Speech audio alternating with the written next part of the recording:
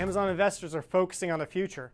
Over its 16 years as a public company, founder Jeff Bezos has always made it clear he's building a business for the long run, as in the really, really long run.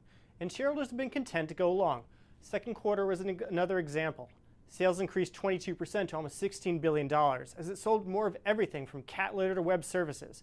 But as Amazon lost $7 million, and thinks next quarter's losses will be worse, as it invests heavily to become even bigger.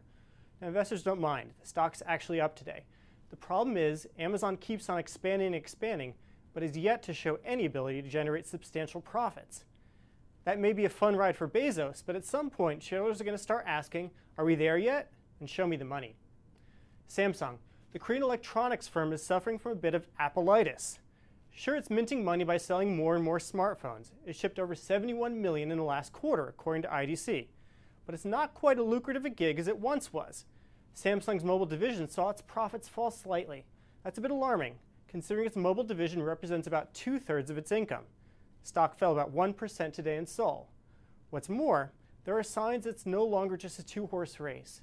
Samsung may still dominate the market with about a third of all smartphone sales, but its market share is slipping slightly, as is Apple's.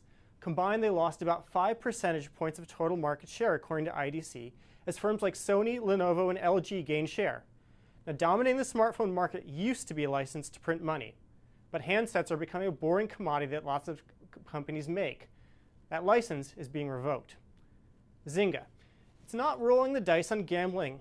It dropped plans for real money games in the US. That's dropped the stock, which is down more than 16% today, though it's still above its 52-week low, which was closer to $2. Getting into gambling in the US would have led to regulatory challenges. New CEO Don Matrick says he wants to take the company back to basics with games that are free to play, including its Farmville franchise. Matrick replaced Mark Pincus this month, though Pincus retains voting control over Zynga. Matrick has an uphill battle. Monthly active users of its games fell more than 40% in the second quarter as Zynga tries to establish a presence outside of Facebook. Activision.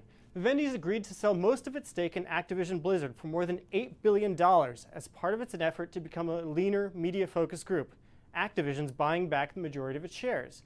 The video game publisher's CEO, Bobby Kotick, is part of a group paying more than $2 billion for a chunk of the stock. They're paying a 10% discount, however, to Thursday's closing price. Now, Kotick and co-chairman Brian Kelly put up $100 million. So with the stock up more than 28% from the $13.60 they paid, they've already made more than $28 million. Stock's at 15% today, hitting a 52-week high. Also soaring today is online video game publisher Brightcove. It reported a smaller than expected quarterly loss and raised its full-year revenue forecast. Shares up 14%. Sputtering is Expedia. The online travel site missed estimates as it faces increased competition for Priceline. Shares down 25%.